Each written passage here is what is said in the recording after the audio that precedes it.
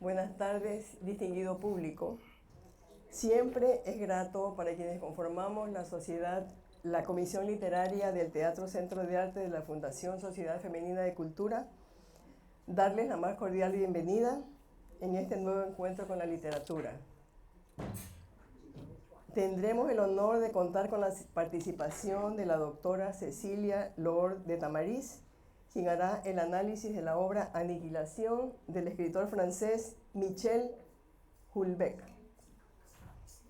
María Cecilia Lord de Tamariz tiene un PhD, doctora en educación por la UNED, tiene un masterado universitario en estrategias y tecnologías para la función docente en la sociedad multicultural por la UNED. Es magíster en enseñanza y aprendizaje abiertos y a distancia por la UNED y licenciada en Ciencias de la Educación con especialización en Lengua Española y Literatura por la Universidad Católica de Santiago de Guayaquil. Ha sido docente de la Facultad de Filosofía desde 1988 al 2021 en las carreras de Literatura, Comunicación y Educación.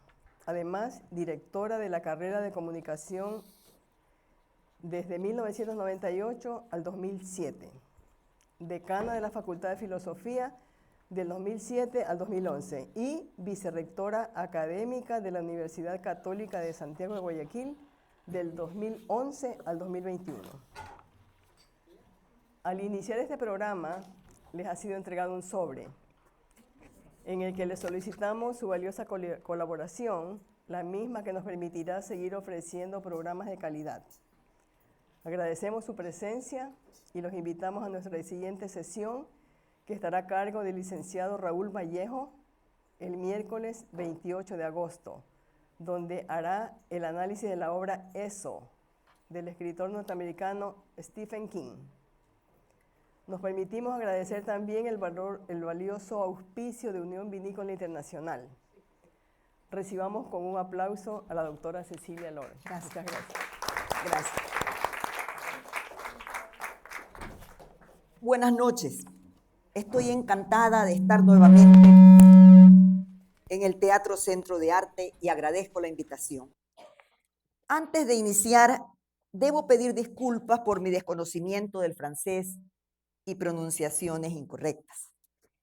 El texto que expondré es de Michel Houellebecq, de 1958, nacido en 1958, poeta, ensayista y periodista francés, considerado la primera star literaria desde Jean-Paul Sartre. Se ha convertido en un bestseller mundial y al día de hoy cuenta 56 años. Vamos a hablar algo del autor y su obra. Para enumerar algunas de ellas es preciso que incorpore apreciaciones que se manifiestan en las numerosísimas entrevistas que se han realizado a Michel Houellebecq, desde círculos intelectuales y literarios. Es de destacar que ha estado por 2 ocasiones en Buenos Aires. No conozco de que haya estado en otro país de Latinoamérica. En la segunda, su intención, como así lo hizo, fue visitar Patagonia y manifestó: no es el fin del mundo, es el inicio, es el principio de él. Prosiguiendo con el tema y las alusiones a las entrevistas, Houellebecq es un escritor que incorpora a sus narraciones ficcionales, es decir, a su escritura, los núcleos claves de la sociedad contemporánea: el deseo, el sexo, el dinero, el poder. Todo, según él, regulado por la lógica del mercado. Algunas de sus obras: Ampliación del campo de batalla, en 1994, Las partículas elementales, en 1985, Plataforma, el 2001, que es la que hemos leído, El mapa y el territorio, 2010, Sumisión, 2015, Serotonina, 2019, y la obra que nos ocupa, Aniquilación, 2022.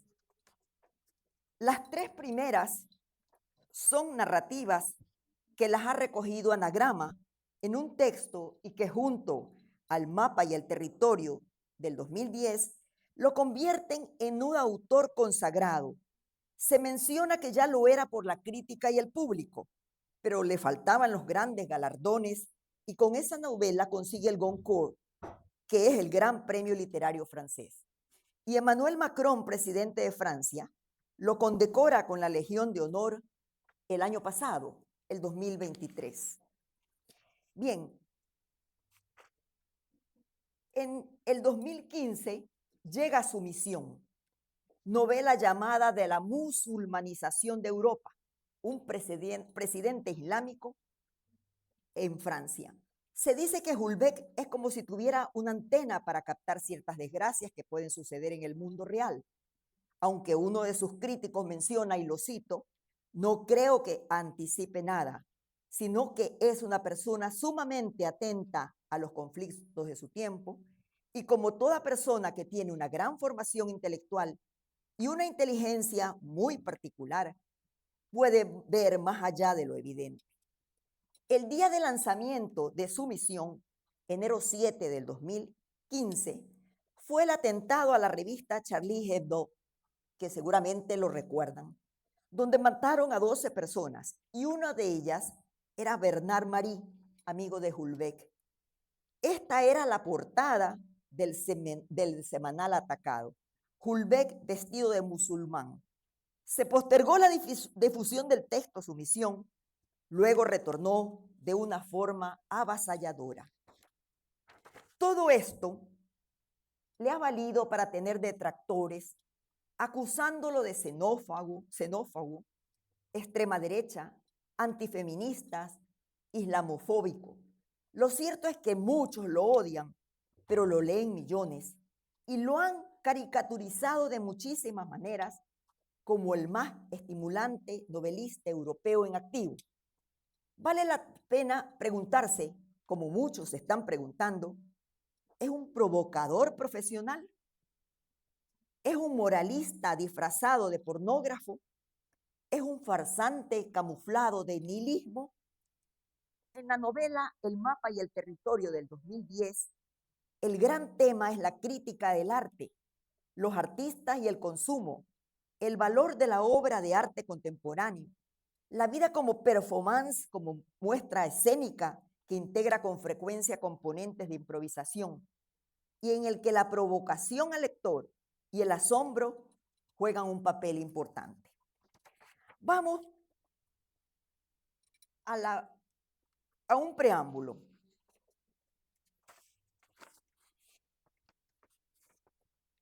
Aniquilación es una excelente narrativa llamada, como he dicho, a producir reacciones en los lectores, a golpearlo. Hablaba sobre ella con Livina y le comentaba lo fuerte que me resultaron las pausas que tuve que hacer.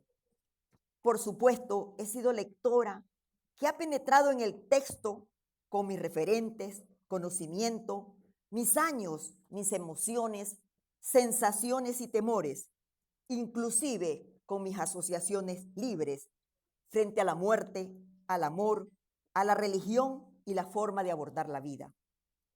Solíamos decir los profesores de literatura a los estudiantes, y creo que se debe seguir diciendo, existen tantas lecturas como lectores hay. Lo decía Cecilia Vera en la presentación del libro de Carolina Andrade. Vamos al objeto de nuestra conversación esta tarde-noche e iniciemos con una pregunta. ¿Cómo vamos a abordar esta inquietante novela Aniquilación? Me permito un preámbulo. De ella se dice una novela total con flecos esotéricos, una obra de crítica política a lo políticamente correcto, un descarnado retrato familiar y la narración existencial sobre el dolor, el amor, el sexo y la muerte, publicada en español el 15 de junio del 2022. Es de las más extensas narrativas del autor. Veamos. Pero ¿qué es lo importante? Con este preámbulo continúo, perdón. ¿Qué es lo importante de esta novela? Y yo quiero enfocarme en, tengo aquí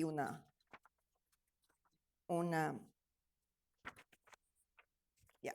La novela está ambientada en el año 2027. Francia se prepara para sus elecciones presidenciales, que es muy posible que las gane una estrella de la televisión. El hombre fuerte detrás de esa candidatura es el ministro de Economía y Finanzas, Bruno Llull, para quien trabaja como asesor Paul Rezón, el protagonista de la novela, un hombre taciturno y descreído. En este punto, les decía, quiero hacer una precisión. ¿Qué se debe considerar como un discurso de análisis sobre la obra Aniquilación de Michel Houellebecq? Umberto Eco, escritor y semiótico italiano, fallecido en el 2016, autor de la obra El nombre de la rosa, conocida, manifiesta en definición del arte. Es evidente que la obra de arte, en este caso la obra literaria, es más que la fecha de su aparición, el nombre del autor, documentos comprobatorios sobre el origen de la obra, tales como bocetos, aportes, junto a lo que se llama, pues, lo que se ha formulado en las entrevistas. Todo lo que hasta aquí yo he expuesto. Pero ¿qué es lo importante entonces? Asumir sus aspectos fundamentales, su ambigüedad, es decir, las muchas interpretaciones, las dudas que la novela manifiesta o despierta.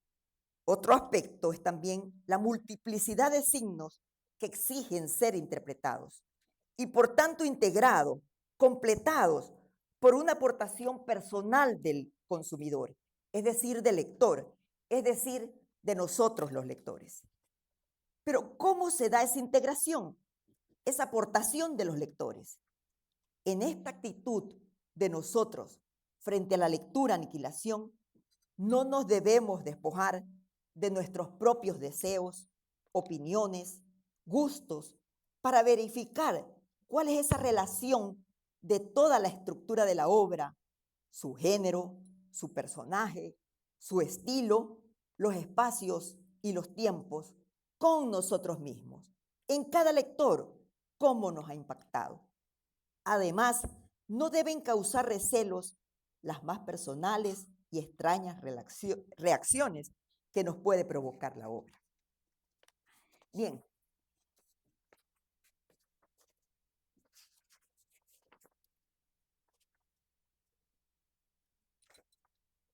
Aquí tenemos un gráfico. Aniquilación es una excelente narrativa llamada, como he dicho, a producir reacciones en los lectores. He sido lectora que ha penetrado en el texto con mis referentes, conocimiento, mis años, mis emociones, mis asociaciones libres, sensaciones y temores frente a la muerte, al amor, la religión, el desamparo y la forma de abordar la vida. Ahí están dos coordenadas. En la coordenada A están todos los personajes, escenas, la estructura como tal de la obra, y en la coordenada B, todo esto que he dicho de cada lector, todo esto que tenemos los lectores y cómo esa estructura de la obra nos llega, nos toca a nosotros. Bien. Con este preámbulo, continúo con mi experiencia literaria de Aniquilación. Si bien el texto presenta 7 capítulos, por razones de resumen y claridad, lo he abordado en 2 partes, ligadas, cimentadas por lo contextual. Es decir, ambas tienen un entorno del que depende en gran medida el sentido de la narración. Un contexto político-administrativo de gobierno y un contexto individual, familiar, íntimo, muy complejo. El primero, lo político, administrativo de gobierno, está marcado por la atmósfera del parque parisino Bercy, un conjunto de 3 jardines situados en el distrito 12 de París y atravesados por el río Sena. Con una extensión de 14 hectáreas, es un lugar hermoso en cualquier estación del año. Alberga un sinnúmero de distracciones, lo cual lo hace muy popular. Colinda con edificaciones gubernamentales, residenciales y comerciales. Casualmente está el Ministerio del Interior y el Ministerio de Economía. Bien, lugar además donde vive el protagonista, un personaje de 50 años que en su recorrido diario va entregando sus descripciones y que por supuesto se relacionan a sus estados de ánimos y el frío tiempo del inicio del invierno de la narración. De hecho, esta ficción se desarrolla en una temporalidad que va desde las 2 últimas semanas de noviembre del 2026 hasta el 31 de octubre del 2027. Tienen relevancia las festividades de Navidad y del inicio del año 2027.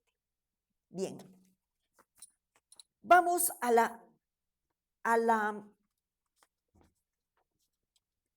ubicar ya la novela y al personaje. Bastien Dutremont y Martín Renaud, dos personajes de la Dirección General de Seguridad Interior del Ministerio del Interior francés, la DGSI, hay algunas siglas en el texto, son los responsables de la seguridad de la nación y ambos responsables de desencriptar comunicaciones y mensajes misteriosos que invaden el espacio público desde hace algunos años a raíz de diferentes y mortíferos atentados islámicos. Ambos, en su juventud, fueron grandes programadores y hackers, y sus héroes fueron Julian Assange y Edward Snowden, hasta que decidieron ponerse al servicio del Estado. Este panorama abre la novela y son ellos los presentadores del personaje principal, Paul Rezon, que forma parte del grupo de asesores del Ministerio de Economía y Presupuesto como jefe de gabinete. Es decir, estamos hablando de mandos medios superiores del gobierno francés. Bien. Les corresponde entonces a estos miembros del Servicio Secreto del Ministerio del Interior, les corresponde encontrarse con Paul para informarle de 3 ataques anunciados en Internet. El hundimiento de un gigantesco barco carguero chino que zarpaba desde Shanghái, cuyo destino era Rotterdam. El segundo, un voraz incendio a un banco de esperma humano en Dinamarca. Y tanto este atentado como el anterior se ejecutaron, ambos sin víctimas, pues se dieron avisos. Estamos hablando de la ficción. Un tercer mensaje, una impresionante simulación de la decapitación del propio ministro de Economía, Bruno Joux, del que ya hemos hablado y del que Paul es su amigo, realizada con todos los detalles que la inteligencia artificial puede lograr. Bien, estos mensajes venían acompañados de un ensamblaje de pentágonos y círculos, pero la combinación era cada vez distinta. En particular, variaban el número de círculos. Era un enigma y sin duda las consecuencias podían ser fatales. Un perjuicio sin nombre al comercio mundial y a la propiedad privada internacional a gran escala. Se comenta en los círculos oficiales.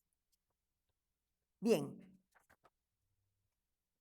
¿cómo es ese Rezón?, preguntó uno de ellos.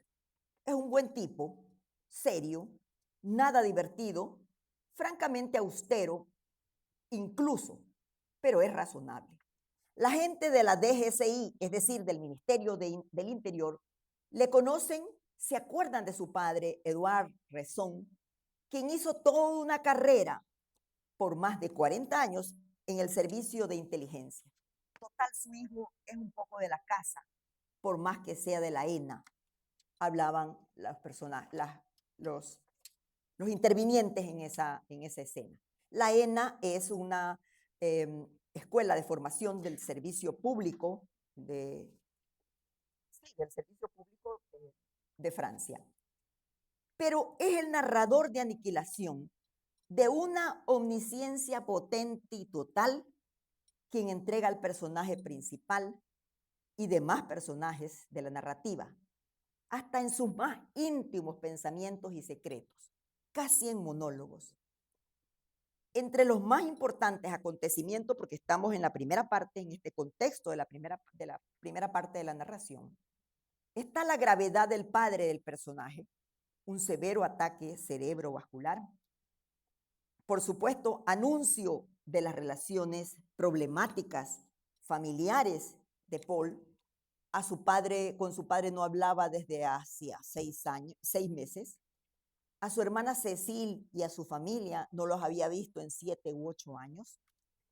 A su hermano Aurelien, que vivía en París, no se acordaba del tiempo que se había encontrado con él. Es decir, era un personaje absolutamente distante de su familia. Los atentados y mensajes ya mencionados en líneas atrás son también parte de este contexto que hemos llamado del gobierno y de la administración. Bien, Paul Rezón, dedicado a su trabajo y con un matrimonio que no funcionaba hacía mucho tiempo, por lo menos 10 años, al punto de no encontrarse con su esposa, viviendo en la misma casa, como 1 año. Las causas de este alejamiento pudieron ser varias. Trabajaba hasta muy tarde, no se levantaba temprano. Prudence, la esposa, igualmente funcionaria de gobierno, se había unido a grupos esotéricos pertenecientes a una religión sincrética, la Wicca, neopagana muy popular en Europa, en la que había encontrado un sentido a su solitaria vida. Esta enfermedad del padre lo retrotrae a su infancia y juventud, a un ambiente fuera de París, a Saint-Joseph Bujolat, Boujolet, perdone, así es. Bien, estoy un poco perdida pero también a las actividades secretas y profesionales del padre, de las que nunca supo casi nada. Él se las ocultó celosamente a su familia. Su madre había muerto años atrás, era restauradora de monumentos históricos y fue trágico su fin. Cayó de un andamio en el que se encontraba. Su padre, devastado por la pérdida, pudo recuperarse y vivía con una mujer, Madeleine, que lo cuidaba y además se había vuelto a enamorar de ella. Se había vuelto a enamorar y ella fue su objeto de amor. Bien, estamos frente a la segunda parte del texto, el contexto familiar, íntimo, individual, que marcado por la región de la Baja Normandía, cuando se disipaba el sol, era espléndido, iluminaba el paisaje de prados, bosques y viñas ya blanqueadas por el invierno. Es la semana del 25 de diciembre y Paul tenía 3 días enteros para quedarse en Saint-Jean. Y se encontró con la sorprendente noticia de que su padre había salido del coma profundo. Se atribuía, decía la familia, a rezos de su hermana Cecile, mujer profundamente religiosa. Ella y su esposo, Hervé, vivían en la parte norte de Francia, Rennes, donde hay mucha desocupación, y votaban a Marine Le Pen. Bien, es época electoral y la campaña contaba en detalles toda la parafernalia del caso, con director conduciendo paso a paso hasta los gestos de los candidatos. Semanas antes de la segunda vuelta, ocurren 2 eventos que desestabilizan el panorama electoral. Nuestro personaje, Paul, asesor del superministro Bruno Joux, como hemos mencionado, se ve obligado a dimitir al estar envuelto en el secuestro de su padre del asilo de ancianos a donde lo trasladaron para su recuperación. El padre no tenía las posibilidades de decir si lo querían o no sacar, y entonces la tutela, porque no tenía un tutor, la asumía el Estado. Por eso tuvieron que hacer esa acción de raptarlo, porque las condiciones terribles. Los motivos de la acción dan cuenta de una crítica descarnada por la forma como se trata a los ancianos en estos reclusorios. Y Paul era muy importante en los círculos oficiales para que esto no trascendiera. El otro evento fue un atentado a una barcaza en el que murieron casi 400 migrantes. El video en internet dura 40 minutos con desgarradoras noticias. El partido oficial se vio tocado en el asunto. La oposición está detrás de esta denuncia. Sin embargo, el presidente en funciones, dentro de las entrevistas encontraba así ciertos datos y se habla de que ese presidente en funciones era Macron, el actual presidente, por los datos que está dando, etcétera, pero nunca los nombra como tal.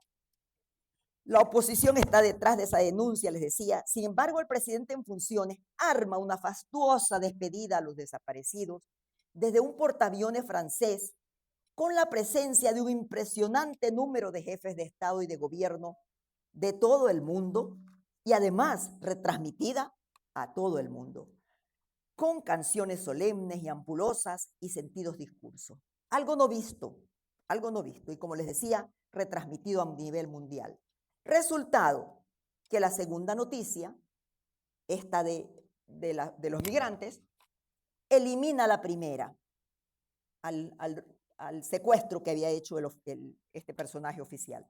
Y Safartí, el candidato oficial que viene de la televisión, resulta el ganador de las elecciones. Y Bruno Yu, el amigo de Paul Rezón, es el nuevo primer ministro.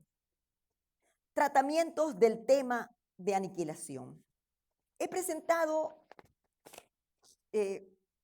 cuatro temas en este texto. Aniquilación, como he dicho, es una crítica feroz a lo políticamente correcto. Los atentados que se dieron, el hundimiento del enorme transbordador de contenedores que navegaba desde Shanghái hasta Rotterdam, el incendio provocado al banco de esperma y el hundimiento a la patera que llevaba a los inmigrantes, no fueron atentados musulmanes, afirma la inteligencia del Estado francés. Fueron pequeños corpúsculos, poderosísimos grupos ultraconservadores con tentáculos desde Norteamérica y la propia Europa, con seguidores jóvenes que rechazan el auge espectacular de las tecnologías, el comercio mundial y las riquezas que generan grupos que rechazan la eutanasia y la idolatría desmesurada que privilegia exclusivamente el mercado de los jóvenes. Segundo, la construcción de los personajes femeninos. El segundo tema que quiero presentar. La construcción de los personajes femeninos es pobre al momento de dotarla de atributos como la autonomía, capacidad para cuestionar y rebelarse. Está tipificada como buenas amas de casa, muy cristianas, como la hermana de Paul, Cecilia, a la que el personaje le tiene un sincero afecto. Madeleine, empleada temerosa que cuidaba del padre y de quien, como decía, se volvió a enamorar el padre. Marisé, enfermera africana de buen corazón. Ivy es otro de los personajes femeninos. Esposa de Aurélien, el hermano menor, se sale de la tipificación, pero para caer en otra, intrigante, ambiciosa, castradora, una villana. En definitiva, personajes recreados a la sombra de lo masculino, personajes planos que no sorprenden, tanto que el perfil de Prudence es desconcertante, al punto que sin cuestionar retoma el matrimonio y se convierte en el apoyo fuerte de Paul. Frente a este panorama de féminas, un narrador masculino potente, poderoso, como hemos dicho, omnisciente total que desbanca a los personajes secundarios, los apaga. Ellos son la sombra, como decía, de lo masculino. Frente al amor, me parece que hay que desencriptar en Aniquilación algunos momentos. Según el presidente francés Emmanuel Macron, en el discurso en que le confirió a Houellebecq la condecoración, la Legión de Honor, galardón otorgado, también lo dije, en el 2023, expresa, refiriéndose al escritor, y cito la traducción: estoy en desacuerdo con sus ideas visceralmente antieuropeístas, pero usted, con su narrativa, ha reinventado la novela francesa del siglo XXI. Explorador del sinsentido, feroz crítico de la Europa desarrollada. Pero detrás del narrador, y quizás sin que usted lo admita, está un romántico escondido en esa Europa devoradora. Fin de la cita. El cuarto tema, a su regreso de las fiestas de Navidad, Paul y Prudence, por una serie de acontecimientos fortuitos, se reencuentran e inician una convivencia sin reclamos ni aspavientos, que es cada vez más cálida e intensa. El sexo interviene de forma decisiva. Y sobre este punto cabe hablar de la deliberada ausencia de eufemismos, es decir, de palabras que se convierten en filtros sociales cuando se habla de sexo, principalmente de palabras que son tabú. Según el diccionario de la Real Academia Española, la RAE, son los disfemismos, construcciones gramaticales deliberadamente incorrectas, y lo cito, que se utilizan en lugar de otras más neutrales, ya sea con fines humorísticos, satíricos o simplemente para rebajar la formalidad del lenguaje hablado. Efectivamente, en la novela Aniquilación, para aludir al sexo se usan difemismos como coger, follar, empalmar, coño, etc. Pero ¿por qué me detengo en esta forma de describir lo sexual? Porque creo que esta relación sexual retomada en su reencuentro por la pareja Paul y Prudence es una fuerza que consolidó a la pareja y va a sostener a este personaje, a Paul Rezon, en peligro del sinsentido y la devastación por el suicidio de su hermano Aurélien, del que se siente culpable, la desvinculación de su trabajo, tuvo que renunciar, el alejamiento, situación normal, de su gran amigo Bruno Yu, convertido en el nuevo gobierno en primer ministro, y el enfrentamiento con su propia muerte. Tengo unas conclusiones. ¿Cuál es la verdadera aniquilación que se narra en este texto? Inquietud que traslado a ustedes y sus lecturas, estimados asistentes. Y en este punto quiero compartir un texto fílmico en su canción, en su melodía final. ¿Quién vive? ¿Quién muere? ¿Quién contará tu historia? Mientras leía Aniquilación, simultáneamente conocí Hamilton, musical hip hop, y lo conocí con mi nieta Analía, una experta en políticas culturales y muy conocedora de esto que yo llamo la ópera hip hop. Es decir, comparto una asociación libre, de la que yo había hablado antes, en esa estructura que había compartido, una asociación libre que me permitió en ambas obras, con las distancias, por supuesto, acercarme a ese repliegue secreto, al espacio donde podemos explorar lo interior de la realidad, la sombra de la y mi realidad. Alexander Hamilton, padre de la patria, muy poco conocido en la historia de los Estados Unidos, tanto en las guerras de la independencia, pero sobre todo en la primera Constitución y su configuración. Inmortalizado en la América de entonces, explicada por la América de ahora. Solo es conocido como Hamilton. Posee una partitura que combina hip hop, jazz y el clásico estilo de Broadway. Los héroes que intervienen son afroamericanos, es decir, la América de entonces explicada por la América de ahora. Estrenada el 3 de julio del 2020. Está en la aplicación de Disney Plus, pero yo he sacado esta canción del YouTube porque uno pone los nombres y pueden salir. Y privilegié esta canción final que les mencioné.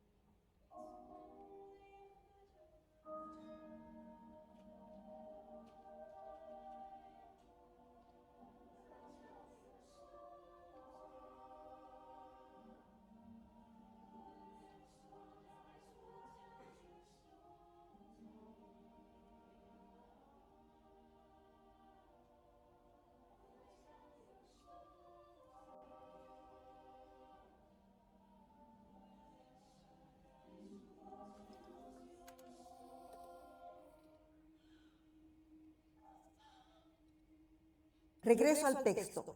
Era 31 de octubre y lo cito al texto.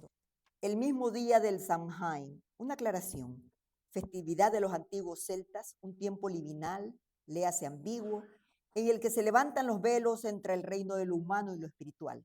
Continúa el texto. Y la víspera de todos los santos en el calendario católico. Al final de la mañana, Prudence le propuso a Paul dar un paseo por el bosque. Era un día hermoso y lo aprovecharon.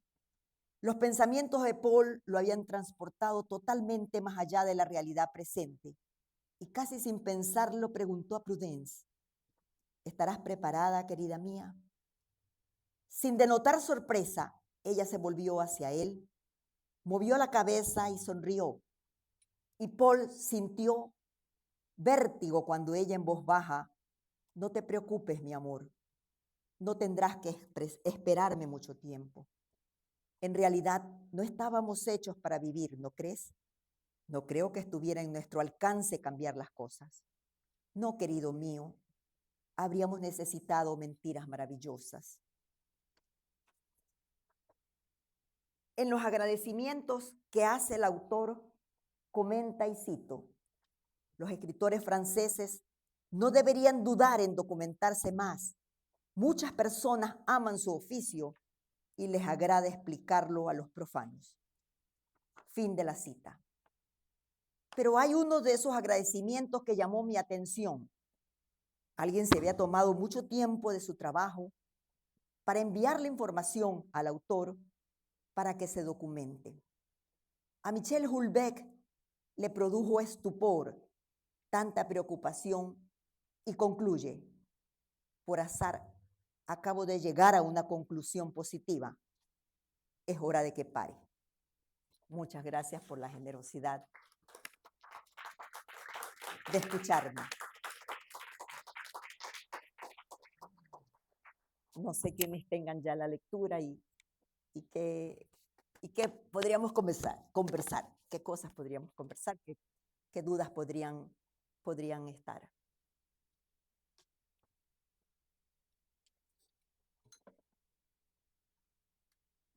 ¿Qué gana la novela con este adelanto de 2 años, 3 años al presente? Yo me lo he preguntado, y porque también me asaltó esa duda. Y yo creo que tiene que ver con las tecnologías. O sea, al 2026, o sea, la tecnología va tan aprisa. Y al 2026 ya hay cosas, me parece que se han adelantado inclusive, como la inteligencia artificial, por ejemplo. Esa simulación que hacen de la muerte del ministro, todo, pues Francia es el país de la guillotina, ¿no? Y entonces guillotinas y cosas, y es tan minucioso en describirlo. Entonces me parece que a mí que allí es el asunto de las tecnologías. Y los grupos que se están dando de lo ultraconservador. Además, me parece también que quiere juntarlo con la siguiente presidencia de Macron, que ahorita no puede ser, y que tiene que esperar para poder hacerla, para poder entrar otra vez. Creo que es así. No sé, pero también me he preguntado eso, Cecilia. Sí. Yo le veo un poco también el gusto por la anticipación. Sí. Normalmente en su obra. Le gusta un poquito, sin llegar a ser ciencia ficción de anticipación, pero sí busca siempre anticipar lo que va a pasar. Tiene esa mirada, con el riesgo de equivocarse. También. Pero es ficción, o sea, claro. No quiere ser profeta, quiere jugar con sí. la anticipación. Sí. Pero sí. Una especie de analizar el futuro inmediato sobre la base de un presente y hacer esa lectura de lo que puede pasar. Darle más Consumición. ¿no? Y una sorpresa al ver cosas que no van a caminar. Pero también es ese auge de la ultraderecha también. Hay en este momento. De la ultraderecha. Sí. Es una novela que conmociona, ¿no? Sobre todo esa parte de la enfermedad de él, donde se ha documentado impresionantemente. Por eso pregunto yo, porque creo que el texto tampoco era que quería decirlo. Aniquilación es una aniquilación individual. Y se inicia, como dice Livina, con una anticipación, porque toda la parte contextual, administrativa y de gobierno son todos estos atentados que se dan, donde no hay víctimas, solamente pues en el tercer atentado, donde no hay víctimas, ¿no? Pero la parte terriblemente dura es la enfermedad de él. Terriblemente dura. Entonces me parece que el texto tiene o sea, mirar esta aniquilación, como yo me planteo, es es individual, es la aniquilación de un ser humano. Y sí. También hay una liquidación colectiva, ¿no? Yo pienso en estos personajes femeninos de este autor que siempre son, como tú decías, ¿no? La sombra de los personajes masculinos. Y que se repiten, es la primera novela que los pone así. Yo creo que en esta lectura que él hace hacia dónde camina Francia, hacia dónde camina Europa, hay también un retorno, ¿no? Con este ultraconservatismo. Yo cuando, bueno, en esta ocasión no, pero leyendo Asunción, yo me acordaba de Margaret Atwood, el cuento de la criada, ¿no? sí. Este sometimiento que de la mujer hacia el hombre y del hombre por recuperar los libros. Sí. De ahí viene lo que tú dices, la institución personal. Personal. Todo lo que están acá en el poder. Claro, porque este contexto primero es para, digamos, ambientar a este personaje que ha llegado pues a unos espacios de poder, vamos a decir así, altos, ¿no? Y que todo esto va finalmente derrumbándose frente a lo que le sucede, ¿no? Frente a lo que le sucede.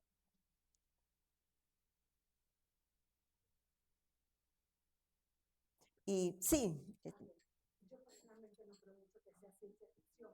No. Pero yo sí pienso, pues yo nunca lo he leído a él ahora, ¿no? Pero la aceptación, la percepción de la persona que hoy por hoy vive en Europa, que sufre esto, porque no sería Francia aislada, es totalmente diferente que la percepción tal vez de la recibamos nosotros. Creo que lo voy a leer porque me parece muy interesante. Pero me parece que la percepción que yo puedo tener ahorita con lo que estoy escuchando, a lo que tiene una persona que ha vivido eso, porque yo escucho, por ejemplo, los problemas de los musulmanes, qué sé yo, pero él no le da una importancia, no sé, tal vez en la novela, que tú ves en estos lados como que sí hay. Sí. Me parece que la realidad sí es para Europa en esto, no. Sí. Tal vez no para nosotros, nos falta un poquito, pero que vamos para allá, yo creo que va. Este final de él, al principio pensé, después de las entrevistas, de verlo tan descreído, tan odioso, vamos a decir, desgastado, dice alguien por ahí. Entonces yo me puse a pensar este cambio de él con relación a su matrimonio, a su esposa. O sea, no, esto es absolutamente lo que le está pasando. O sea, es como una situación de la que se aferra totalmente el personaje y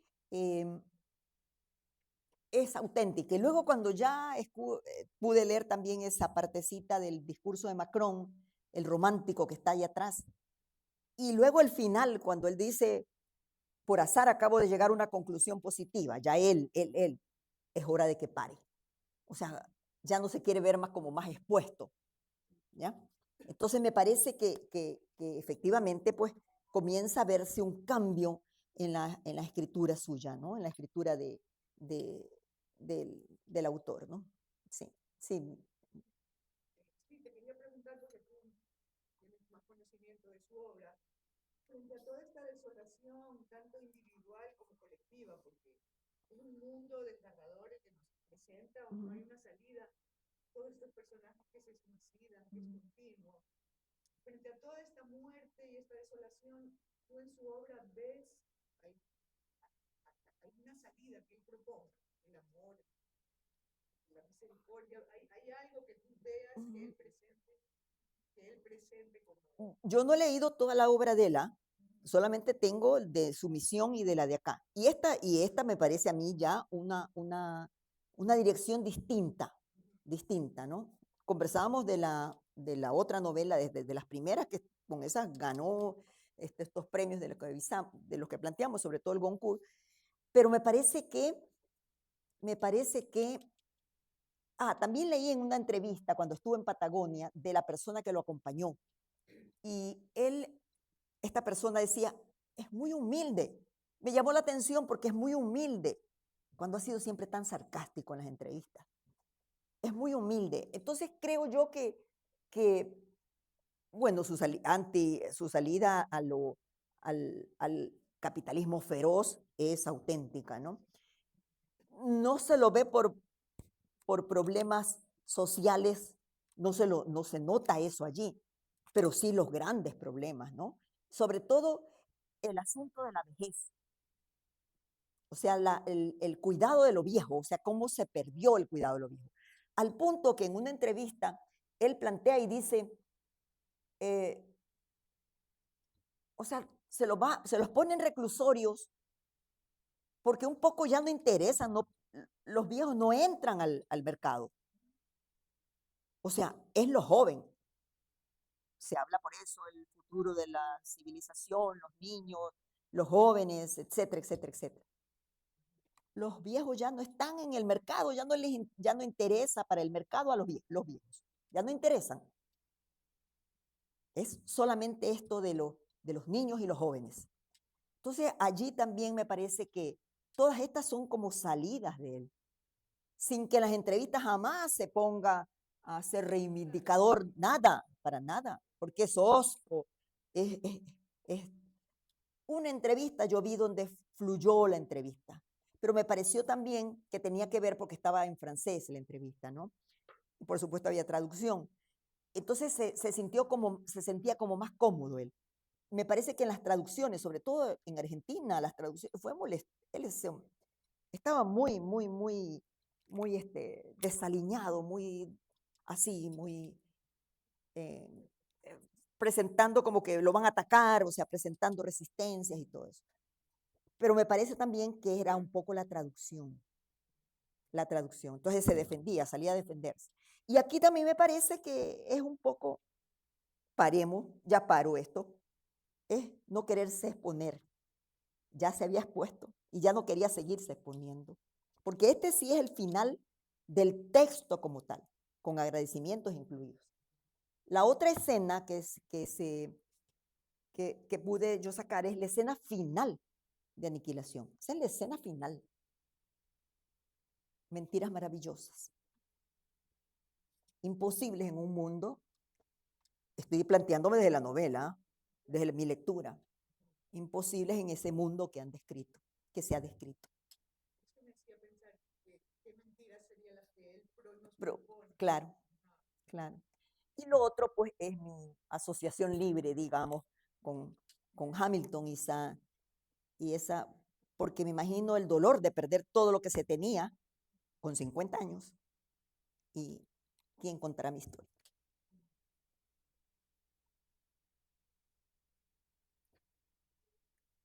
Animo a leerse el texto. Estaba pensando si en realidad él es el más grande nombre que escribe en francés en este momento, ¿no? Todavía no gana el premio Nobel, se lo ganó a Arnaud por encima de él. Y yo qué sé, Delfín de Vigan viene atrás. ¿Será verdad que es el más grande nombre de la narrativa francesa? Se habla de que, o sea, se habla del siglo XX, el siglo XX y lo que va del XXI. O sea, cómo en el XIX Francia tenía pues tales escritores, ¿no? Cómo luego cayó decayó, digamos, esta auge literario y cómo se recupera y Macron pues lo pone como reivindica esa escritura francesa del siglo XXI. Pero también Macron premió a Maricé Condé, la guadalupana que está de las islas Guadalupe, que escribió en francés toda su vida, pues claro, Guadalupe fue colonia y habla francés. Y también la premió y con los mejores términos, ¿no? Sí, lo de los premios, y él en la novela,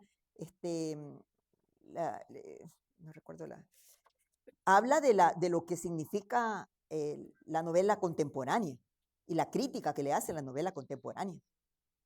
¿Sí? Es una novela que aborda eso. Esa, por ejemplo, me gustaría leerla, ¿no? Allí es un pintor autista y él se convierte, Michel, o sea, Paul, ya estoy ahorita contra Paul Hulbeck lo llaman para que sea crítico, curador de esa muestra. Y el pintor es autista. Y entonces tiene todo un desarrollo impresionante. Entonces, por ejemplo, esa me interesa enormemente leerla por la crítica del arte, ya te digo yo. Ahorita manejo tanta hoja y datos. Esa creo que es interesante.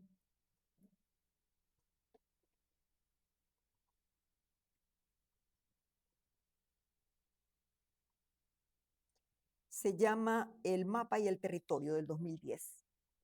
Uh-huh. Eso. Perdóname, María Luisa, quería decir algo. ¿Me puedes explicarlo? O sea, lo que él pone al final del agradecimiento, hay que una persona le escribió a él. Él se documentó mucho, por eso es que dice en los agradecimientos, dice, oiga, ustedes, los escritores, debemos de documentarnos. Ahí hay todo un gesto de humildad, ¿no?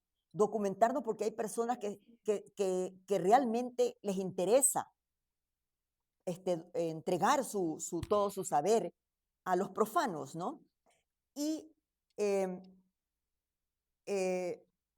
todos esos agradecimientos me interesó, me llamó la atención que él dice y que le causó estupor por la preocupación de que le mandó el documento. Casualmente era un oncólogo de la boca, ¿ya? Y le causó estupor cómo se había afanado este doctor, o esta doctora era, para entregar la información. Por azar acabo de llegar a una conclusión positiva. Es hora de que pare. De que pare él. Ya, la novela. Ya, no. Parar allí. No. De que pare, porque yo digo, se había expuesto, ¿no? Y él quería, o sea, siempre quería tener este control, esta forma. Entonces, eso me llamó mucho la atención. Y este final de él, recuperando su ¿cómo se llama? Su matrimonio, digamos, ya al final, o sea, agradeciendo este acto de ella de sostenerlo.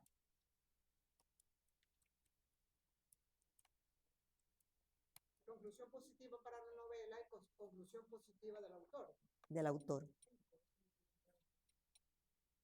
Por eso me llamó la atención todo esto.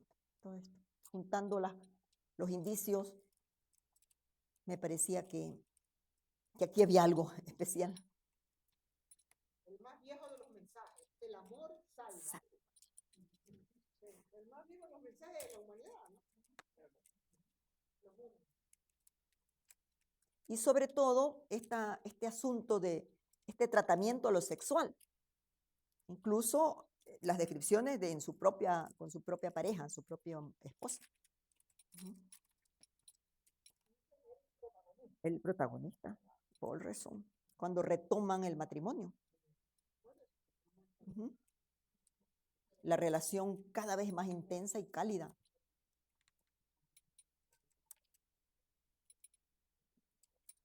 Así es.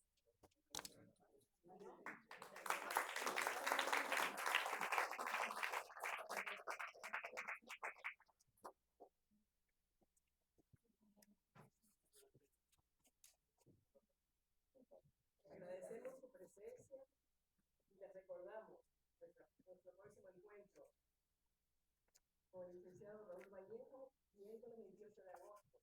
Analizará la obra Eso, del escritor norteamericano Stephen. Vamos en este momento a hacer el sorteo de una botella de vino. Muchos de ustedes dieron su nombre para el sorteo. Espero que